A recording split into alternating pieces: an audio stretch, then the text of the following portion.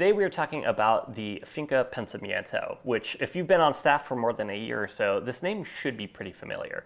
It's a coffee from Guatemala and it's grown by Dina Monteroso, and it is fantastic. So let's flash back a couple years. The year 2020, we kind of wanted to maybe go the next step in our sourcing of green coffee. So green coffee is simply the coffee before we roast it.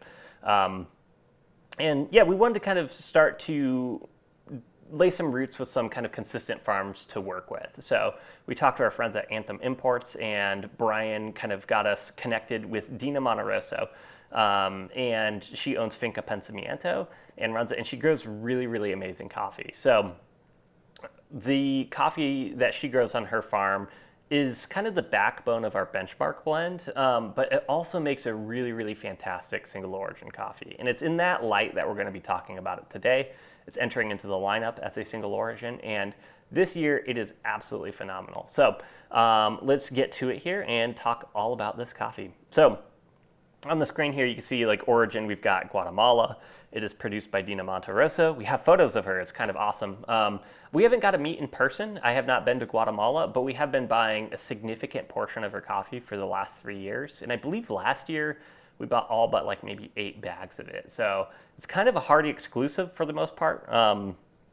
And altitude right around 1,630 meters above sea level. A couple varieties in there. We've got Bourbon, Catuai, and Caturra. Bourbon is a really kind of sought after variety, and it's often parsed out just to kind of be like a solo lot too. And that's because it has a really high sugar content to it. So coffees that have a lot of Bourbon in them have a tendency to be sweeter once we roast them up and have a nice body to them. And it's a wash process. So once again, this coffee is used in a couple applications for us.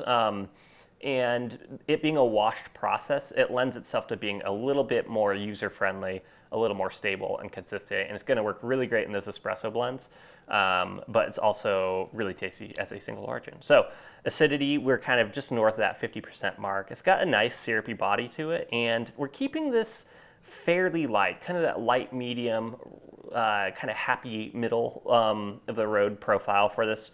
We want those acids in there. We want to keep it interesting and kind of snappy, but we want it to be user friendly. We don't want it to taste like battery acid after 30 minutes on the air pot.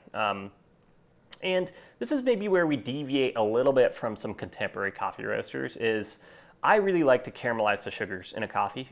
So I will sometimes sacrifice a little bit of that acidity to kind of bring it into that sugars browning area. I think that's where most coffees are truly balanced, and they're a little less polarizing that way. I feel like the acids are exciting and fun, but they do need something to kind of balance that out. And coffees kind of still have a ton of identity in that kind of sugars browning stage of the roast. So with this one in particular, really kind of trying to target that happy balancing point where we have really interesting acids, but it's tamed down enough and we get that extra fold of complexity with some sugar caramelization.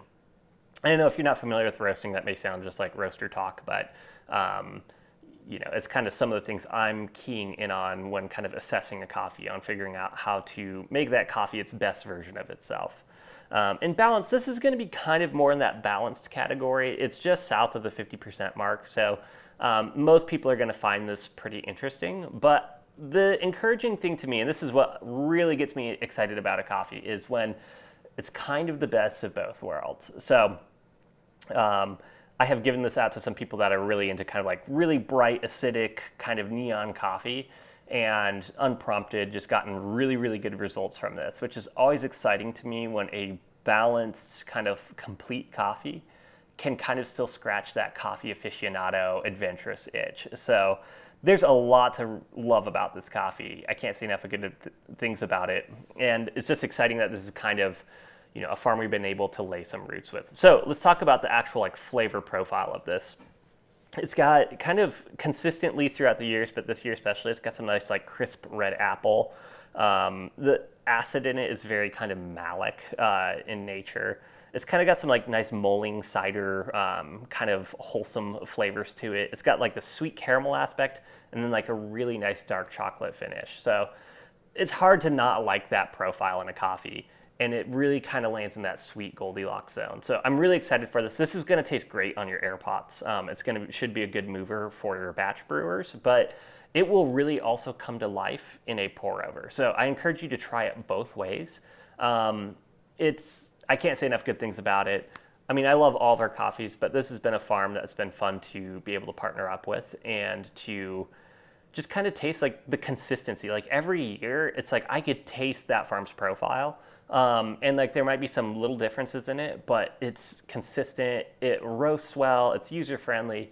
It's really fantastic on both like just the presentation side of it to the customer, but also like as coffee professionals, as we use it, as we dial it in on the espresso or the batch brew or roasting it, it's consistent. It tastes great.